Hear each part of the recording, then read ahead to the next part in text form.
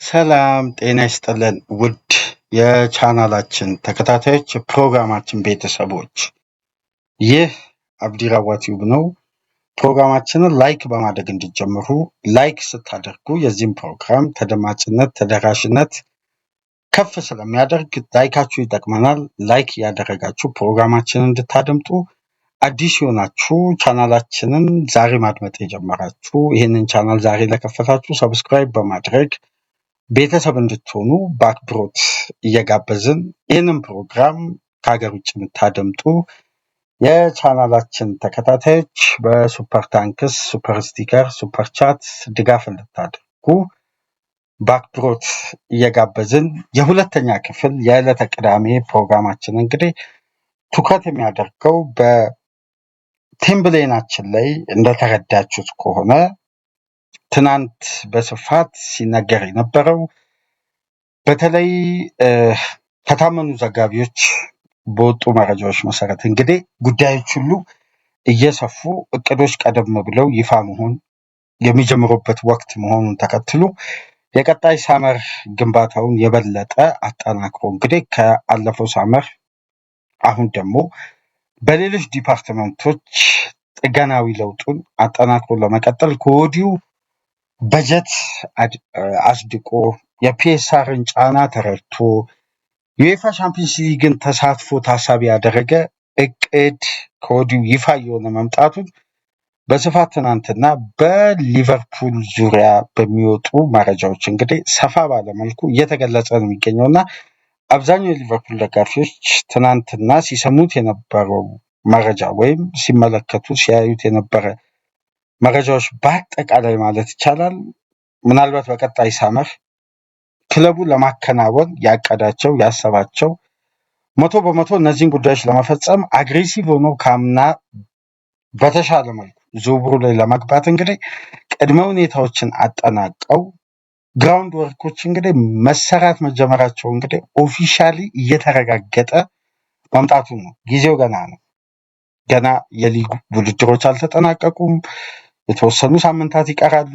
ግን ታስታውሱ እንደሆነ በአለፈውም የሳመር ዝውውር ጉዳዮች ላይ ባተኮርንበት ወቅት ቀደም ብለን መረጃዎችን እንግዲህ እንደነዚህ አይነት ሩመርሶች ሲገኙ በተለይ ተጨባጭ ከሆኑ የመረጃ ምንጮችን ከጋዜጦች ስናገኝ ከዘጋቢዎች ስናገኝ በቀጥታ እየጠቆምናችሁ ነው እንግዲህ መረጃውን ወደ እናንተ የምናደርሰው እና ትናንት ብለድ ኢን ሬድ እንግዲህ የሊቨርፑል ኢኮ ህትመት ተለቋል። ኦፊሻሊ የሊቨርፑል ኢኮ ጋዜጣ የእግር ኳሱ ክፍል ትኩረት ያደረገው በአንዲ ሮበርትሰን ስኮትላንዳዊው የሊቨርፑል አርሚ በማለት እንግዲህ ትኩረት የሰጡበትን ሰፊ ዘገባ ነው እንግዲህ በሊቨርፑል ኢኮ በኩል ትናንትና የወጣው ጋዜጣ የሚያሳዩ። ግን በዚህ ጋዜጣ ውስጥ እንግዲህ ትላልቅ መረጃዎች አሉ። በዝውውር በኩል የሊቨርፑል ቀጣይ ሳመር እቅድ፣ የፋይናንስ በጀት አቅም፣ ገቢና የፒኤስአር ጫና፣ ሰልፍ ሳስቴናቢሊቲው እንዴት አይነት ሁኔታ ላይ የሚገኘው የሚለውን በስፋት ገልጸው ከትንሽ ሰዓት በኋላ ደግሞ የክለቡ የታመነ ዘጋቢ ወይም የበለጠ ለክለቡ ቅርብ እንደሆነ የሚነገርለት ዘ ታይምስ ዘጋቢ ፖል ጆይስ ደግሞ በቅርብ ጊዜያት ውስጥ ያልተጠበቀ መረጃ እንግዲህ ከፖል ጆይስ ያገኘን ነው የምንገኘው። ፖል ጆይስ በአንድ ዓመት ውስጥ 20 ዘገባ ለምሳሌ ቢሰራ ከ20 ዘገባዎቹ ላይ አንድም የዝውውር ዘገባ ይዞ ማይወጣ ዘጋቢ ነው። የዝውውር ወቅት ካልሆነ ስለ ሊቨርፑል ቀጣይ ዕቅድ በጭራሽ መረጃዎችን የማያጋራ የዘ ታይምስ ተጨባጭ ዘጋቢ እንደሆነ ይታወቃል እና ፖል ጆይስ ባልተለመደ መልኩ እሱም ስለ ዝውውር ዘገባዎችን ሰፋ ባለመልኩ ይዞ መውጣት ችሏል። ይህንን ዘገባ እንግዲህ አጣርተን መረጃውን ካጠናከርን በኋላ ማቴዎ ሞርቴ የሚባለውን እንግዲህ ታውቁታላችሁ። ከፋብሪዚዮ ሮማኖ ጋር ዴድላይን ዴይ በጣሊያን እግር ኳስ ኤክስፐርት የሆነ በዴድላይን ዴይ ከፋብሪዚዮ ሮማኖ ጋር አንድ ላይ ስቱዲዮ ውስጥ ሆነው በጋራ የዴድላይን ዴይ የመጨረሻውን ቀን እዛው ስቱዲዮ ውስጥ ሆነው ላይቭ በፋብሪዚዮ ዩቲዩብ ቻናል ስርጭቶችን እየለቀቁ ከጣሊያን ወደ ሌሎች ሊጎች ከጣሊያን የሚደረጉ ዝውውሮችን እንዲሁም የስፔን ዝውውሮች ላይ በበለጠ ኤክስፐርት እንደሆነና የስካይ ስፖርት ሪፖርተር የሆነውን ዘጋቢ ደግሞ ትናንትና በሪያል ማድሪድ ጉዳይ ከሬዲዮ ማርካ ጋር በነበረው ቆይታ የሊቨርፑልን ወቅታዊ ሁኔታ ነካክቶ አለፈና ድጋሚ ይሄ ዘጋቢ እንግዲህ ገብታችሁ በማቴዎ ሞርቲ ኦፊሻል ኤክስ ገጽ ላይ ገብታችሁ ሙሉ የ48 ደቂቃ የላይቭ ቆይታ አድርጓል ከሬዲዮ ማርካ ጋር እና በመጨረሻም በሪያል ማድሪድ ጉዳይ የተነሳው ሀሳብ የሊቨርፑልን ጉዳይ እዛ ጋር አያይዞ ሲገልጽ ፖል ጆይስ እዚህ ጋር ዘገባውን ይዞ ሲወጣ ሊቨርፑል ኢኮሎ የወጣው የሊቨርፑል የፋይናንስ ሪፖርት እና የቀጣይ ሳመር የበጀት አቅምን ባገናዘበ መልኩ የወጣው ዘገባ እንግዲህ ለሊቨርፑል ደጋፊዎች አሁን የግንባታው የመጨረሻ ስቴጅ ወይም ሁለተኛ ክፍል ግንባታው በሊቨርፑል ቤት ቀጣይ ሳመር ምን ሊመስል እንደሚችል አብዛኛው ዘገባ ተጨባጭ በሆነ መልኩ ትናንትና ይፋ ሆኗል። እነዚህን ዘገባዎች ናቸው እንግዲህ ወደ እናንተ በሁለተኛ ክፍል የሊቨርፑል ደጋፊዎች እንግዲህ በደንብ ትናንትና ዘገባውን እንግዲህ በኤክስም በሌሎች ሶሻል ሚዲያዎችም አድምጣቸዋል ብዬ አስባለሁ። ግን የተጠናከረና የተብላላ መረጃ ከምሽት በኋላ በሳብስክሪፕሽን የሚገኙ መረጃዎችም አሉ።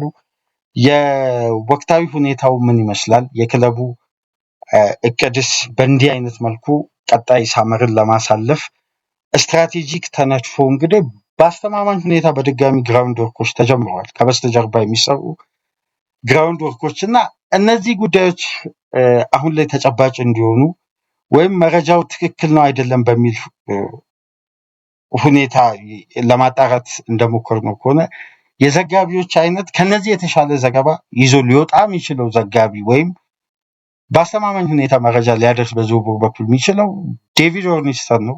ግን እነዚህ ዘጋቢዎች ደግሞ ለሊቨርፑል የበለጠ ቅርብ መሆናቸውን ተከትሎ ዘገባው እንግዲህ ከዴቪድ ኦርኒስተን ባልተናነሰ ሁኔታ በጣም ሪላያብል ነው እየተባለ ነው የሚገኘው እና አሁን ላይ ታዲያ ክለቡ በቀጣይ ሳመር ምንድን ነው ያሰበው እና ይሄ ጉዳይ ምናልባት ከማንቸስተር ጨዋታ በፊት ለምን ይፋ እንዲደረግ ተፈለገ? ዋነኛው ምክንያት እና የክለቡ ቀጣይ ሳመር እቅድ ገና የአሰልጣኙ ግምገማ ሜይ ከተጠናቀቀ በኋላ በቀጣዩ ወር አሰልጣኙ ከሊቨርፑል ጋር ኦፊሻሊ ይቀጥሉ አይቀጥሉ ፋይናል ዲሲዥን የሚሰጥበት ወቅት እንዳለ ሆኖ ግን ክለቡ ስትራክቸራሊ የያዘውን ሪፎርም ሪቢልድ የሽግግር ጊዜና መልሶ ግንባታውን የበለጠ ለማጠናከር ቀጣይ ሳመር በጣም ካለፈው ሳመር ጭምር ወሳኝ ነው። ይሄ የሆነበት ዋነኛ ምክንያት እንግዲህ ከሊቨርፑል ኢኮ ያገኘነውን የፋይናንስ ሪፖርት ለምን ሊቨርፑል በድጋሚ 450 ሚሊዮን ፓውንድ ኢንቨስት ለማድረግ እንደተዘጋጀ በግልጽ የሚያስቀምጥ ተጨማሪ የፋይናንስ ሪፖርት ነው ይፋ የሆነው። ከነዚህም መካከል እንግዲህ በዋነኝነት የወጣው ዘገባ ምንድን ነው? ያለፈው ሳመር ሊቨርፑል ያወጣው ወጪ ከ2023/24 ወጪ ጋር ተካፍሎ ያ ማለት ኔት ስፔንድ ሊቨርፑል ኔት ስፔንድ ያደረገው እንደምታውቁት ያለፈው ሳመር 450 ሚሊዮን ፓውንድ በእርግጥ ኢንቨስት አድርጓል። ግን ከሸጣቸው ተጫዋቾች ውስጥ ደግሞ አብዛኛው የአካዳሚ ተጫዋች መሆኑ አርኖልድን፣ ኩቢን ከለርን፣ ጃሬል ካውንሳል ጨምሮ ከዛም በኋላ እንደገና በፒኤስአር አሰራር ደግሞ ተጨማሪ የሂሳባዊ ስሌቱ ሲሰራ የነ ሉዊስ ዲያዝ ዝውውር 65 ሚሊዮን ፓውንድ እና ከዛ በላይ አዶንስ ያለበት የዝውውር ሂደት ሲፈጸም በክለቡ ትርፋማነት ላይ የጨመረው የገቢ ከፍታና ከዌጅ ቢላቸው ላይ ያነሱት የደሞዝ ክፍያና ያስገቡት ገቢ ጋር እየተወዳደረ ይሄ የአሰራር ደንብ እንግዲህ በፒኤስአር በድጋሚ ሲሰራ ካለፈው ከ2023/24 ጋር ሲካፈል እንግዲህ ሊቨርፑል 109 ሚሊዮን ፓውንድ ነው ያወጣው ነው የሚባለው በፒኤስአር የአሰራር ስርዓት። ስለዚህ 109 ሚሊዮን ፓውንድ ላይ በፕሮፊት እና ሳስቴናቢሊቲ ይሁን በ3 ዓመት ውስጥ አንድ ቡድን መክሰር የሚችለው ስንት ነው? 123 ሚሊዮን ፓውንድ ነው። ስለዚህ ሊቨርፑል ተጨማሪ ስንት የሂሳብ መዝገብ ነፃ አለው? 2 ማለት ነው። ገና የመጀመሪያ የሂሳብ መዝገቡን እንኳን በፒኤስአር የተጣለበትን ገደብ እንኳን አልሞላም። እዚህ ላይ ደግሞ አምና ሊቨርፑል ካስገባው ገቢ ጋር ፋይናንሻል ሪፖርቱ ሲወጣ ምንድን ነበር የምታስታውሱ ከሆነ በቀጥታ በፕሮፊት ያጠናቀቀ ብቸኛ ክለብ ነበር፣ በትርፍ ብቻ። ሊቨርፑል የትኛውም ኔጌቲቭ ነገር ገቢው ከፍ ብሎ አንዳንዴ በወጪና ገቢን ማመጣጠል ላይ ጫና ተፈጥሮ ገቢው ከፍ ቢልም የክለቡ ትርፋማነት ይታይና አይ 50 ሚሊዮን ፓውንድ ከስረዋል፣ 60 ሚሊዮን ፓውንድ ከስረዋል ይባላል። እንደምታስታውሱት 2023/24 ሊቨርፑል ዩሮፓ ሊግ መሳተፉን ተከትሎ 50 ሚሊዮን ፓውንድ ኪሳራ አጋጥሞት ነበር። አምና ግን የክለቡ ሻምፒዮን መሆን፣ የስፖንሰርሺፖች ኮንትራት፣ አዳዲስ ስፖንሰርሺፖች መምጣታቸው ትላልቅ ጉዳዮች ጋር ተያይዘው እንግዲህ ሊቨርፑል ብቻ ነው የተጠናቀቀው የውድድር ዓመት በነበረው የፋይናንስ ሪፖርት በትርፍ ሲዝኑን ያጠናቀቀው። ይሄ ትርፋማነት ቅድም የነገርኳችሁ በ3 ዓመት ውስጥ አንድ ቡድን በፒኤስአር ህግ መክሰር ያለበትን ገደብ፣ እነዚህ ሁሉ ጉዳዮች ተጀምረው ሊቨርፑል አሁንም የባንክ ማኔጅመንቱ አልተናጋም ብቻ ሳይሆን አልተነካም ነው የሚሉት። ይህን ሪፖርት ምናልባት መከታተል ከፈለጋችሁ ሳብስክሪፕሽን አድርጋችሁ ሊቨርፑል ኢኮ ላይ መመልከት ትችላላችሁ። ከዛም በኋላ እንግዲህ ምሽት ላይ ማርክ ማካደምስ የታወቀው ሪፖርተር በስካይ ስፖርት ላይቭ ቆይታ ነበረው። በጣም ሰፊ ትንተና ነበር የሰጠው እና እንዲሁም በተለምዶ ምን ይባላል ይሄ ወቅት ላይ ማርክ ማካደምስ ሲመጣ በቃ የኤድዋርድ እና የሪቻርድ ሂውዝ ጓደኛ መጣ። ሁለቱ ስራ አስኪያጆች ፕሮፓጋንዳቸውን ሊረጩ ነው በሚዲያው በኩል። በቃ የትኛውንም ተጫዋች እንደሚያስፈርሙ ሚዲያው ላይ ጨረር ይለቀቃል። ሊቨርፑል ዝውውሮችን እየገባ ሃይጃክ ያደርጋል ወይም ቅድመ ዝግጅቶችን ያጠናቀቅና ሌሎች ክለቦች ሲዋከቡ ሊቨርፑል መጨረሻ ላይ አንድን ተጫዋች ያስፈርማል። በቃ ይኸው የነ ኤድዋርድ ፕሮፓጋንዳ ወቅት ደረሰ በማለት ይሄ ዘጋቢ በመጣ ቁጥር እንደነዚህ አይነት ጨዋታዎችን ያነሳሉና ምሽት ላይ ማርክ ማካደምስም የኢንዲፔንደንት የፋይናንስ ሪፖርትን በድጋሚ ጠይቄን ወደዚህ ስቱዲዮ የመጣሁት ይልና ሊቨርፑል አሁን ፈርጣማ የባንክ አካውንት ይዞ ነው ወደ ገበያው የሚወጣውና ይሄን እንግዲህ ከክለቡ ቅርብ ከሆኑ የክለቡ የበላይ ጠባቂዎችን ቅርበት ያላቸውን ግለሰቦችን በቀጥታ ናገር ያለውና ተጨማሪ ትላልቅ ኢንቨስትመንቶች በሊቨርፑል ቤት ሊፈጸሙ እንደገና ሌላ ሳመርን እየተጠባበቁ ነውና ሊቨርፑል ቢደግም ወይም ተቀራራቢ ያክል ገንዘብ ቢያወጣ ልንገረም አይገባም። አሁንም ክለቡ የኔት ስፔንድ የፋይናንስ አፕሮቹ በጣም በጣም ዝቅተኛ ነው። ሊቨርፑል በጣም በፓወር ውስጥ ነው የሚገኘውና 450 ሚሊዮን ፓውንድ አምና ማውጣቱ ዘንድሮ ሳመር ላይ የክለቡ በጀት ላይ የሚፈጥረው ምንም አይነት ተጽዕኖ የለም። መድገም የሚችሉበት ፓወር አለ ነው የሚለው። ቀጥታ ወደ ዝውውሮቹን ጉዳይ እናንሳ። ምክንያቱም ያንን ዘገባ መስማት ለፈለገ ዘጋቢ አድማጭ እንደነዚህ አይነት ጉዳዮች አሰልቺ ነው የሚሆኑት እና እዚህ ላይ መቆየት ብዙም ስለማያስፈልግ የመጀመሪያው ጉዳይ እንግዲህ በፖል ጆይስ ዘ ታይምሱ ዘጋቢ ገብታችሁ ሳብስክሪፕሽኑን ከፍላችሁ ትናንትና የነበረውን ዘገባ መመልከት ትችላላችሁ። ይፋ እንደሆነው ሊቨርፑል ከበስተጀርባ ያለፈው ሳምንት ስንላችሁ እንደነበረው የአታኪንግ ሰርዱን ለማጠናከር ቀጥታ የሳላ ተተኪ ሳይሆን ሊቨርፑል አውት ኤንድ አውት ዊንገር በጣም ከፍተኛ ክፍተት መፈጠሩን ተከትሎ ያኒ ዲያሞንዴ ተቀዳሚ ምርጫቸው ነው በሚለው ላይ ስንወያይ ነበር።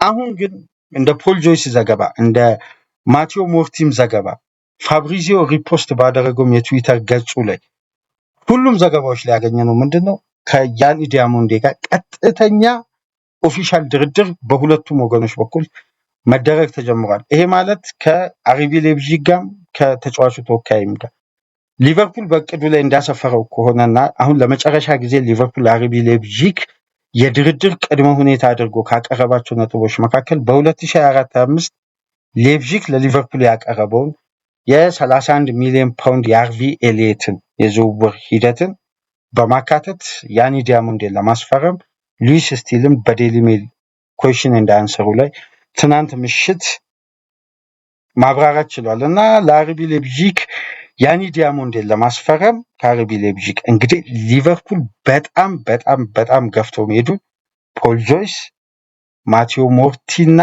የስካይ ስፖርቱ ዘጋቢ 3 የታመኑ ዘጋቢዎች ገልጸዋል እና ሊቨርፑል ይህን ዝውውር በአፋጣኝ ግራውንድ ወርኩን አጠናቆ የሳመር ዝውውር መስኮት ሲከፈት ተቀዳሚ ፈራሚ ለማድረግ ሂደቶችን የበለጠ ከበስተጀርባ የምታስታውሱ ከሆነ ኤኬቲኬ ላይ፣ ፍሪፖንግ ላይ፣ ዊድዘ፣ ኪርኬዝ እነዚህ ሁሉ ተጫዋቾች በዚህ ወር ላይ ሊቨርፑል አድቫንስድ ስቴጆችን አጠናቆ ነው። ያኔ እንግዲህ ስቴጆች በዚህን ሰዓት ተጠናቀው ያኔ ኦፊሻል ድርድር ስላሉ የሚወጡ ዘገባዎች ሁሉ ምንድነው በየሳምንቱ ስቴፖችን እየጠበቁ ነው። ዝውውሩ እንግዲህ እስከሚጠናቀቅ ያ የተያዘለት ቀነ ገደብ እስከሚያልቅ ድረስ አድቫንቴጅ ስቴጅ ነው። ከዛም በኋላ እንደዚህ አይነት ድርድር ነው። ይሄን ጨምሩ ተብለዋል፣ ይሄን ቀንሱ፣ እንደዚህ ያ ሁሉ ስቴፕ በነገራችን ላይ በዚህን ሰዓት የተደረገው ነው ያኔ በመረጃ መልክ የሚወጣው። ምክንያቱም ዝውውሩ ባልተከፈተበት ወቅት እንደነዚህ አይነት ጥያቄዎችን ኦፊሻሊ ኮንትራት መፈራረም ስለማይቻል ዘገባውም አያወጣም። አሁን ግን ለሌፕዚግ ሃርቪ ኤሊየትን የዝውውሩ አካል አድርገው ያኒ ዲያሞንዴን ለማስፈረም ጠንካራ እንደውም አንዳንድ ዘጋቢዎች እንደሚሉት ከሆነ በተለይ ከወደ ስፔን የሚወጡ ዘገባዎች ከሆነ ሊቨርፑል አድቫንስድ ቶክ ላይ ደርሷል እና የዝውውር መስኮቱን በተጠንቀቅ እየተጠባበቀ ነው የያን ዲያሞንዴን ዝውውር ለመቋጨት ማለት ነው። ይሄን መረጃ እንግዲህ ትናንትና ከወጡ በጣም በርካታና የሊቨርፑል ደጋፊዎችን ልብ ያሞቁ ዘገባዎች መካከል አንዱ ይሄ ነው። ሁለተኛው ጉዳይ እንግዲህ የሊቨርፑል ደጋፊዎች በእጅጉ የሚፈልጉት ምናልባት የሚመኙት ተመኝተውም ሊያገኙት የሚችሉበት ፕሮባቢሊቲ የበለጠ እየሰፋ የመጣው ጉዳይ ደግሞ የብራድሊ ባርኮላ ጉዳይ ነው። በብራድሊ ባርኮላ ጉዳይ ታስታውሱ እንደሆነ ባለፈው ሳመር አንድ ፕሮግራም ላይ በጣም በርካታ የሊቨርፑል ደጋፊዎች በተመለከታችሁበት የምታስታውሱ ከሆነ ያለፈው ሳመር ኢሳቅና ባርኮላ የመጨረሻ የሊቨርፑል የፋይናል ሰርድ ታርጌት ናቸው። የባርኮላ ጉዳይ ግን ሊቨርፑል የተጠየቀበት ክፍያና የሪኩፕመንት አባላቱ ያወጡት ክፍያ ተመጣጣኝ ስላልሆነ የሊቨርፑል ኃላፊዎች ከ70 ሚሊዮን ፓውንድ በላይ መክፈል አይፈልጉም። በወቅቱ 81 ሚሊዮን ዩሮ ወይም እስከ 85 ሚሊዮን ዩሮ ድረስ ነው ለመደራደር ቅድመ ሁኔታ ያስቀመጡትና የተጫዋቹ ኤጀንት ሙሳ ሴሴኮ ተጫዋቹ አይደለም ሌላ ነው። ሙሳ ሴሴኮ የሚባል ፈረንሳዊ የነ ሙሳ ዴምቤሌ የነ ዲዝሪ ዱዌ በርካታ ፈረንሳዊያን ተጫዋቾች በኤጀንትነት የያዘው በቅርቡ ብራድሊ ባርኮላ እንግዲህ ኤጀንት መቀየሩ ይታወሳል እና የሙሳ ዴምቤሌ ካምፓኒ ጋር ተፈራርሟል እና አሁን ለቀጣይ 6 ዓመት የተጫዋቹ ኤጀንት የሚሆነው ሙሳ ዴምቤሌ ነው። ከዚህ ኤጀንት ጋር ሊቨርፑሎች እንግዲህ በፓሪስ ተገናኝተው ድርድር አድርገው ነበር። ከዛም በኋላ እንግዲህ ፒኤስጂ የኮንትራት ጉዳይ መመልከት ስለፈለገ ተጫዋቹን የሊቨርፑልን ጥያቄና ፍላጎት አግሬሲቭ መሆኑን ተመልክተው 100 ሚሊዮን ዩሮ ክፈሉ ነው ያሉት። ወደ 88 89 ወደ 90 ሚሊዮን ፓውንድ አጠቃላይ ፓኬጅ ማለት ነው። ሊቨርፑል በወቅቱ ለመክፈል ፍቃደኛ አልነበረም። ኢሳቅን አስፈርሞ ነው ይሄ ዝውውር የቆመው እና በድጋሚያውን በቀጣይ ሳምር ከያን ዲያሞንዴ ዝውውር በኋላ ሊቨርፑል ዘ ታይምስ ላይ ነው በነገራችን ላይ ይሄን ዘገባ ያገኘሁትና አግሬሲቭ ሆኖ በክንፍ በኩል ከሚያጠናክራቸው የመጀመሪያ እንደ ያኒ ዲያሞንዴ ትልቅ ትኩረት በሪኩፕመንት አባላቱ ላይ ትልቅ እምነት የተጣለበትና ሊቨርፑል ካለፈው ሳመር ጀምሮ በተጫዋቹ እድገት ፖቴንሻል ላይ የበለጠ በቅርብ ክትትል አድርጎ እንደምታስታውሱት ያለፉትን ጊዜያት ሊቨርፑል በሌፕዚግ ስቴዲየም ተገኝቶ ሬድቡል ስቴዲየም ተገኝተው ያን ዲያሞንዴ ማመልመላቸው ይታል። ልክ በተመሳሳይ የብራድሊ ባርኮላን ጉዳይ ለማመልከት ሁለቱን የደርሶ መልስ የሊቨርፑልና የፓሪስ ሴን ጀርሜን ጨዋታና ተጨማሪ የተጫዋቹን የሊጋ ጨዋታዎችን ተከታትለዋል በነዛ ወቅትና አሁንም በብራድሊ ባርኮላ ላይ ያላቸው አቋምና ፍላጎት የበለጠ በቀጣይ ሳመር በርትቶ እንግዲህ ለተጫዋቹ 80 ሚሊዮን ዩሮ ያለፈው ሳመር ለማቅረብ ያሰቡትን ክፍያ ለማቅረብ ቅድመ ዝግጅቱን አጠናቀው እንግዲህ ከተጫዋቹ ተወካይ ጋር ኦፊሻል ድርድር ማድረጋቸው ተረጋግጧል። ማቴዎ ሞርቲም ከሬዲዮ ማርካ ጋር የነበረውን 48 ነው 49 ደቂቃ ፕሮግራም ገብታችሁ በኤክስ ገጽ አሁን ፕሮግራሙን ለቆታል። በኤክስ የዘጋቢው ኦፊሻል ፔጅ ላይ የስካይ ስፖርት ሪፖርተር ነው። በስካይ ኢታሊያ ሪፖርተር ነው። ከፋብሪዚዮ ጋር እንግዲህ ሂርዊጎ ፖድካስት የሚል የዩቲዩብ ቻናል አላቸው። የዛ ሚዲያ ባለቤት ማለት ነው። ለትናንትና በሬዲዮ ማርካ በሪያል ማድሪድ የዝውውር ጉዳይ ላይ ያለውን ጠለቅ ያለ ጉዳይ በማንሳት ላይ ነው እንግዲህ ይህን ጉዳይም ይሄም ዘጋቢ አያይዞ ያነሳው። ዘታይምስ ላይም በተመሳሳይ አይቻል አንድ ላይ ይመስላል ይሄ ሩመርስ በእያንዳንዱ ሚዲያ የተለቀቀውና በተመሳሳይ ሉዊስ ስቲልም ይህን ዘገባ አውጥቶታል ምሽት ላይ።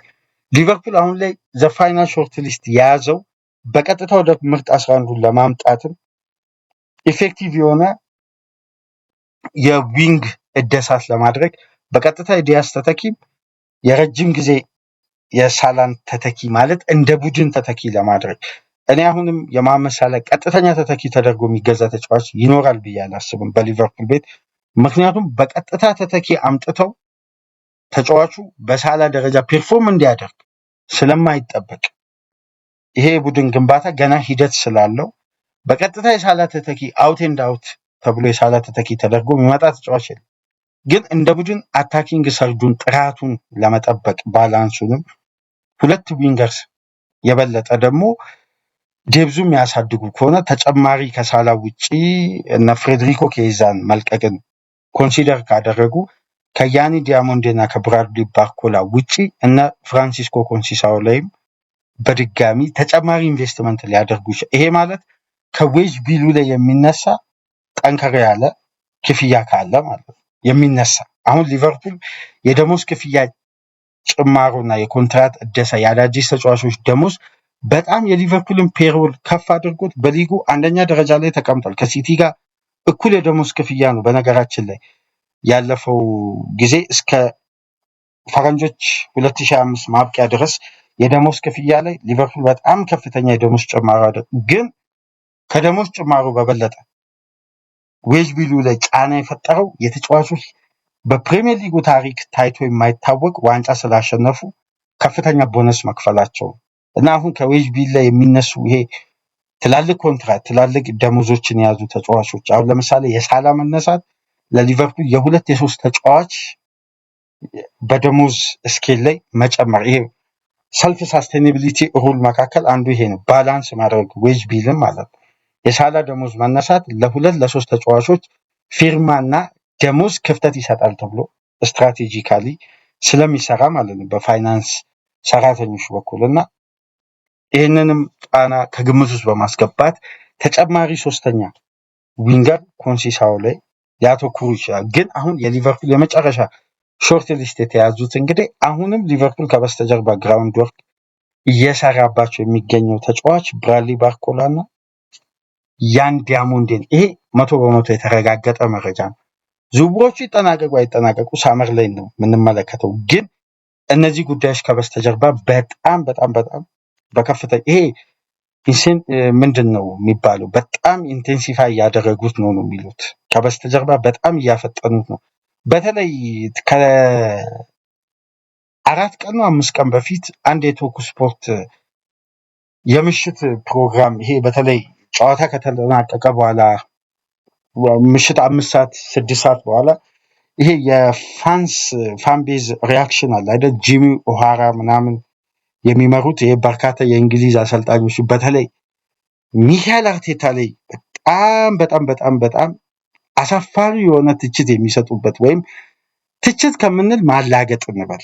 ምክንያቱም ጂሚ ኦሃራና አግቡላሆር ጂሚ ኦሃራን እንደምታውቁት የቶትናም ተጫዋች ነው እና አርሰናል በተሸነፈ ቁጥር ፋንቤዝ ሪያክሽንን የሚመራው እሱ ነው እና በቃ በጣም አንዳንዴ የማይመጥኑ ጭምር ይሄ ሰፈር ውስጥ ያሉ ብሽሽቆችን ይዞ ይመጣል። በቃ በጣም በደስታ ማለት ነው። እና ካሁን በኋላ ሬሌጌሽን ዞን መሆናችንን አናተኩርም። ምክንያቱም በለንደን ተመሳሳይ አየር ነው የሚነፍሰው ምናምን ነገር ይላል አርሰናል በተለይ በበርንማውዝ እና በቅርብ ሳምንት ሊቨርፑል የመጨረሻ ጨዋታውን ድል ባደረገበት የፓላስ ጨዋታ ምሽት ላይ ቤን ጃኮብስ ተጋብዞ ነበር እና ስለ ባርኮላና ያኒ ዲያሞንዴ የሊቨርፑል እንቅስቃሴ ይሄ በጨረፍታ ሀሳቦችን አንስቶ አልፎ ነበር እና አሁን ደግሞ በዘገባ መልክ በጣም በዳበረ በተሻሻለ ዘገባ እንግዲህ ይዘው ብቅ ብለዋል እና ፖል ጆይስ መዘገቡ፣ ማቴዎ ሞርቲ መዘገቡ አሁን ጉዳዩን በቃ ሪሊያብል እንደሆነና አሁንም ግራውንድ ወርኮች እንዳለፈው ሳመር በጣም በጣም በጥራት በተሞላና ካለፈው ኖቬምበር ጊዜ አንስቶ ነው። በነገራችን ላይ ታስታውሱ እንደሆነ በጥሬ ዝውውር መስኮት ወቅት ስለ አደም ዋርተን፣ ያኒ ዲያሞንዴም ብራድሊ ባርኮላም ጉዳይ አንስተናል። ክትትሎች አሉ። የሆነ በተጫዋቹ ተወካዮች በኩል አንዳንድ ቅድመ ሁኔታዎችን የመጠየቅ የማናገር እነዚህ ሩመርሶች ይወጣሉ።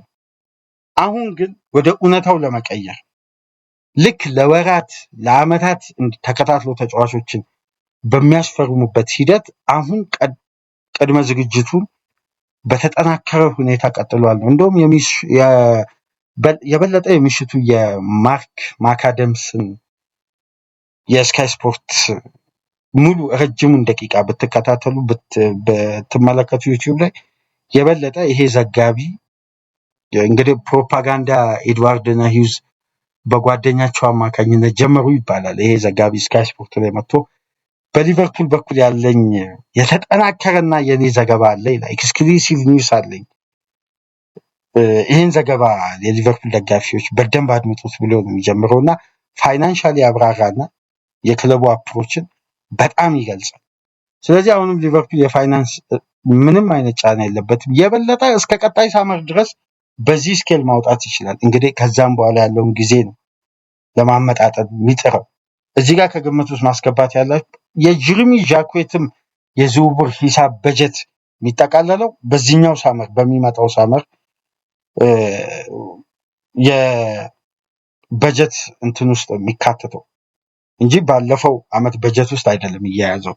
ስለዚህ ይሄ የበጀት ሽግግር በራሱ ለሊቨርፑል ትልቅ ጤናማ የፋይናንስ ስትራቴጂ ነው። ምክንያቱም ማርክ ጌሂን ያኔ ቢያስፈርሙ ኖሮ ጃንዋሪ ላይ ጀረሚ ጃኩዌትን አያስፈርሙ። ግን የማርክ ጌሂ በጀት የነበረው በዛኛው የዝውውር በጀት ላይ ነው። ስለዚህ ከበጀቱ ላይ የተረፈው ዋጋ ተጠቅመው 40 ሚሊዮን ፓውንድ መጀመሪያ ያቀረቡትም አለ ጨመሩና አዲሽናል በአዲሱ በጀት ጥር ላይ ጀመሩ ተጨማሪ የዝውውር ሂደቶችም አሉ። ስለዚህ የያኒ ዲያሞንዴና ብራድሊ ባርኮላን እንግዲህ በሜይ 2 ቅዳሜ የንጋት ፕሮግራማችን ላይ ይህን ፕሮግራም ቡክማርክ አድርጋችሁ ያዙት። ሁለቱ ዊንገሮች በሊቨርፑል በጣም በቀጣይ ሳመር ደጋግመን ፕሮግራም ልንሰራላቸው የምንችል ምናልባት በቀዩ ማሊያ ቀጣይ ዓመት ከምንመለከታቸው አዳዲስ ፊቶች መካከል ሁለቱ ግንባር ቀደም ሊሆኑ ይችላል። ይሄ እኔ ግምት ነው። ሊዘዋወሩ የሚችሉበት እድል ሰፊ ነው እላለሁ በግሌ ከዘገባዎች አቋም አንጻር። ማለት ዘገባዎችን ስመለከት የዘገባው ይዘትና ጥንካሬ ሁለቱ ተጫዋቾች በቀዮቹ ማሊያ ቀጣይ ዓመት ምንመለከታቸው ምክንያቱም ፓሪስ ሴን ጀርሜን እና የብራድሊ ባርኮላ ኮንትራት ጉዳይ 100% ተቋርጧል። ተጫዋቹ በተለይ በዘንድሮ ሲዝን የበለጠ ደስተኛ አይደለም። በደቂቃ በተለይ ፒኤስጂ ወደሆነ ስቴጅ ካለፈ በኋላ እንደምታውቁት ያን አስደናቂ የፊት መስመርን መነካካት አልፈለግም። ይሄ እንደ አንድ አሰልጣኝ ልክ ነው። ጉዳት ጫና ካልተፈጠረ ሉዊስ ኤንሪኬ ለምን ይነካካል ይሄን ጉዳይ? ስለዚህ የበለጠ ይሄ ተጫዋች የቋሚነትን ዋስትና ወደሚሰጠው ክለብ መመልከቱ በ2 ዓመት ተኩል የኮንትራት ጊዜው ነው። እንግዲህ ሊቨርፑል 70 ሚሊዮን ፓውንድ ወደ 80 ሚሊዮን ዩሮ ቀጣይ ሳመር ለማቅረብ እና በግራውንድ ወርኩ ትልቁ ስትራቴጂ የተጫዋቹን ተወካዮች እንግዲህ ማደራደርና ቅድመ ሁኔታዎችን ማጠናቀቅ ነው። ይህን ስራ ደግሞ በአግባቡ ጥራት ባለው ኔጎሽዬሽን ጀምሯል። ሁሉም ዘገባ ላይ የተመለከትኩት ከስካይ ስፖርት እስከ ሬዲዮ ማርካ እስከ ዘ ታይምስ ድረስ። የመጨረሻው ጉዳይ ድርድሮቹ በጣም በላቀና በተቀላጠፈ ሁኔታ እየተጓዙ የሚገኙት የአደም ዋርተን ጉዳይ ነው። ማንቸስተር ዩናይትድ 100% ከዝውውሩ ወጥቷል። ሪያል ማድሪድ 100% ወጥቷል። ይህን ደግሞ ያረጋገጠው ሬዲዮ ማርካ ላይ ማቴዎ ሞርቲ ትናንትና በዋነኝነት የባርኮላንም የያኒ ዲያሞንዴን ዝውውር ቀደም ብሎ ይሄ ዘጋቢ ይፋ ያደረገው ዋነኛ መነሻው በሪያል ማድሪድ አደም ዋርተን ይፈለጋል። እንደምታውቁት ማድሪድ አዲሱን አሰልጣኝ እየለየ ነው የሚገኘው። ትናንትና እንደሰማችሁት ከዓለም ዋንጫ በፊት አዲሱን አሰልጣኝ ይፋ ያደርጋል ተብሎ ይጠበቃል ሪያል ማድሪድ እና ስለ አደም ዋርተን እቅድ ማድሪድ 100% ሀሳቡን ቀይሮ ከዝውውሩ ወጥቷል። ማንቸስተር ዩናይትድ የሊቨርፑልን አቋም አይቶም ከዝውውሩ መውጣቱን አረጋግጦ በዛም ወቅት ነው እንግዲህ የሪያል ማድሪድ እና የአደም ዋርተንን ስም የሬዲዮ ማርካ ዘጋቢ ወይም ጋዜጠኛ ሲጠይቀው ነው በላይቭ ኮንቨርሴሽናቸው ላይ ይህን ዘገባ ሁሉም የአደም ዋርተን ፈላጊዎች ከዝውውሩ ወጥተዋል። ተጫዋቹ ይፋ አድርጓል በእንግሊዝ ምድር እንደሚቆይ። የበለጠ ደግሞ ተጫዋቹ ማረፊያው የሚሆነው አንፊልድ ነው። አሁን ሮያል ማድሪድ ማንቸስተር ዩናይትድም ኦፕሽናቸውን መመልከት ጀምሯል። ምክንያቱም የሊቨርፑል ግራውንድ ወርክ ኖቬምበር ላይ ሁሌም ነው ይሄን በነገራችን ላይ መረጃ የምንሰጣችሁ ኖቬምበር ላይ ነው የአደም ዋርተን ጉዳይ ድርድር የተጀመረው እና የጤንነቱን ጉዳይ መከታተል አስፈላጊ ስለሆነ ጋፖችን እየተጠቀሙ ግን እነዚህ ሶስት ተጫዋቾች በቀጣይ ሳምንት እንግዲህ አሁን ላይ እርግጠኛ ሆኖ መናገርም ተገቢ አይደለም። ምክንያቱም የሊቨርፑልን ደጋፊዎችን የበለጠ ልብ ማንጠልጠል ምናምን አያስፈልግም። ያለውን እውነታ በግልጽ ማስቀመጥ ነው። እነዚህ ተጫዋቾች ግን በቀዮቹ ማሊያ መመልከታችን እድል በጣም ሰፊ ነው። ይህን አምናም ስነግራችሁ ነበር። እንግዲህ በወቅቱ ትችት ከዛም በኋላ ሙገሳ ነው የደረሰው። ታስታውሳላችሁ። ኑኔዝ ዲያዝን በመሸጥ አንድ ፍሮንት ስትራይከር እና አንድ ጥራት ያለው ስትራይከር ሁለት ስትራይከር ሊቨርፑል እመኑኝ 100% ሊቨርፑል ሁለት አጥቂ ነው የሚያስፈርመው እና ስላችሁ ነበር። በዚህም ወቅት ኢሳቅንና ከዛን ኤኬቲኬን አመጡ። በርካታ ኦፕሽኖች ነበራቸው። ግን ሁለቱ ተጫዋቾች እንዴት እንደመጡ በወቅቱ ከኛ ጋር ቆይታ ያደረጋችሁ በደም ታስታውሳላችሁ። እና አሁንም ሊቨርፑል ሁለት ዊንገር 100% ያስፈርማል። ሶስተኛው ዊንገር የማስፈረም እድሉም ሰፊ ነው። በነገራችን ግን ሁለት ዊንገር የሚፈርመው አንዱ የዲያስ ተተኪ ነው፣ አንዱ ከስኳድ ውስጥ የሚወጣው ሳላን በስኳዱ መተካት እንጂ የሳላ ተተኪ አይደለም። ይሄን ጉዳይ አስመሩበት። የሳላ ተተኪ ብሎ ሊቨርፑል ተጫዋች አያስፈርም። ትናንትና ካገኘናቸው መረጃዎች መካከል ምናልባት የሊቨርፑል ደጋፊዎችን ጨምሮ በርካታ የእግር ኳሱን ቤተሰብ ሲያስገርም ወይም ሲያስቅ የነበረው መረጃ የኡሊ ሆኔስ ምላሽ ነው። የሊቨርፑል ኃላፊዎች በዚህ ወር ባለፈው ኤፕሪል ወር መጀመሪያ አካባቢ በቀጥታ ለኡሊ ሆኔስ ጥያቄ አቅርበው ነበር። ማይክል ኦሊሴን ሽጡልን፣ ዊልዘና ኢሳቅን ከገንዘብ ጋር ብታመጡ እንኳን አልሸጥም። የመጨረሻ መልሳቸው ማለት ነው። እና ትናንትና ዘገባዎች ላይ ከተመለከታችሁ ኢምፖሲብል ነው፣ በቃ የማይቻል ነው። ይሄን መጀመሪያ ያኔ ታስታውሱ እንደሆነ ጃንዋሪ የዝውውር መስኮት ላይ ሳላ ገና ይለቃል በአመቱ መጨረሻ ሲባል ነግሬያችሁ ሊቨርፑል ኦሊሴ ካላመፀ ኦሊሴ ልልቀቅ እስካላለ ድረስ እኔ የኦሊሴን ዝውውር የሊቨርፑል ደጋፊዎች ተስፋ አታድርጉ ስላችሁ ነው። አሁን እንግዲህ ኡሊ ሆኔስ እንዲህ አይነት ምላሽ እንደሰጡ ነው ዘገባዎች ላይ እየወጣ የሚገኝ። በጭራሽ ኦሊሴን አንሸጥም፣ ኦሊሴን የመሸጥ ምንም አይነት ፍላጎት የለንም ብሎ በራቸውን ስለዘጉ አሁን የኦሊሴን ክፍያ ወደ ሁለት ዊንግ ለጥጠውት አንድ ተጨማሪ የዴብዝ ዊንግ ምናልባት ቱሬን የሆፈኔምን የክንፍ ተጫዋች ካልሆነ ኮንሲሳውን ዲያሞንዴሌ እና ባርኮላ ላይ ሊጨምሩ ይችላሉ። ከዛም በኋላ የሪዮ ነጎሞሃ እድገት አለ። የኬዛ ከስብስቡ መልቀቅ ደግሞ በዌጅ ቢሉ ላይ ተጨማሪ ተጫዋች እንዲፈርምና የደሞዝ ጫናውን በደንብ እዚህ ጋር መመልከት ያለባችሁ ኬዛ 100,000 ፓውንድ ነው የሚያገኘው። ባርኮላ በፓሪስ ሴን ጀርሜን ቤት የሚከፈለው ክፍያ 65,000 ፓውንድ ነው። ወደ ሊቨርፑል ሲመጣ ቢበዛ ወደ 100,000 ፓውንድ ወይ 120,000 ፓውንድ ነው የሚሆነው። ይሄ የዌጅ ቢል ሳስቴናቢሊቲ ላይ እንዴት የፋይናንስ አቅም እንደሚገነቡ ተመልከቱ። አምና ሊቨርፑል ከደሞዝ ክፍያ ላይ ያነሳቸው ተጫዋቾችና የጨመረው ተጫዋች በፋይናንስ የተመጣጣኝ ያደረጉት የአካዳሚ ተጫዋች ሸጠው ፒውር ፕሮፊት ስለሆነ ጥሬ ትርፍ ተደርጎ ስለሚመዘገብ ነው ሊቨርፑል ፋይናንሻሊ ስቴብል ማድረግ የቻለው። ስለዚህ በእንደነዚህ አይነት ስትራክቸሮች እንግዲህ የሊቨርፑል ቀጣይ ሳመር ከወዲሁ ግራውንድ ወርክና የበስተጀርባ የተቀላጠፈ ስራ ተጠናክሮ ቀጥሏል። ነገር ግን አርነ ስሎት አሁንም በሊቨርፑል ቤት ስለ ዘላቂነታቸው ምንም አይነት ዋስትና አልተሰጣቸውም። በአመቱ መጨረሻ ያለው ግምገማ ነው ውሳኔ የሚያሰጠው። በዚህ ጉዳይ ከአባ ጋር ከማይክ ጀርባ ያደረግነውን ከፍተኛ ሙግት ከሰሞኑ ይዘላችሁ እንመጣለን። እንግዲህ አባ እስካሁን ድረስ ፊት አድርጓል፣ 100% ፊት አላደረገም። እንግዲህ 100% ፊት ሲያደርግ ያው በእግር ኳስ ቋንቋ ልግለጽላችሁ ብዬ ነው። 100% ፊት ሲያደርግ ይመጣል። በደንብ እያገገመ ነው። ግን የበለጠ እዚህ ከእናንተ ጋር በየቀኑ ከኔ ጋር እየተከራከርን እንደ ቀድሞ እንድንመጣ ትንሽ ፊትነሱ ማደግ አለበት ለ90 ደቂቃ እና በተወሰነ መልኩ አሁን እያገገመ ነው። ፈጣሪ ካለ በቅርብ ሳምንት ይመለሳል ብለን ተስፋ እናደርጋለን እና በስተጀርባ በአርነ ስሎት ጉዳይ እኔና አባ መጨቃጨቃችንን በጣም ቀጥለናል እና ያን ጉዳይ በቀጣይ ጊዜያት ይዘንላችሁ እንመጣለን። ለማንኛውም የሳመር እቅድ በጣም በተቀላጠፈ ሁኔታ በሊቨርፑል ቤት እየተሰናዳ ነው የሚገኘው እና ቀጣይ ሳመር እንግዲህ በርካታ ነጥቦች ላይ እንወያያለን። ለማንኛውም ትናንት የወጡት መረጃዎች ሁሉ ጥርት ባለ መልኩ እነዚህን ይመስላሉ። ከተመቻችሁ ላይክ፣ አዲስ ከሆናችሁ ሰብስክራይብ፣ ከሀገር ውጭ የምታደምጡ በሱፐር ስቲከር፣ በሱፐር ቻት፣ በሱፐር ታንክስ ድጋፍ አድርጉ። በሶስተኛ ክፍል ፕሮግራም ተመልሰን እንመጣለን። ሰላም ቆዩ። ቀጣይ ሳመር እንግዲህ በርካታ ነጥቦች ላይ እንወያያለን። ለማንኛውም ትናንት የወጡት መረጃዎች ሁሉ ጥርት ባለ መልኩ እነዚህን ይመስላሉ። ከተመቻችሁ ላይክ፣ አዲስ ከሆናችሁ ሰብስክራይብ፣ ከሀገር ውጭ የምታደምጡ በሱፐር ስቲከር፣ በሱፐር ቻት፣ በሱፐር ታንክስ ድጋፍ አድርጉ። በሶስተኛ ክፍል ፕሮግራም ተመልሰን እንመጣለን። ሰላም ቆዩ።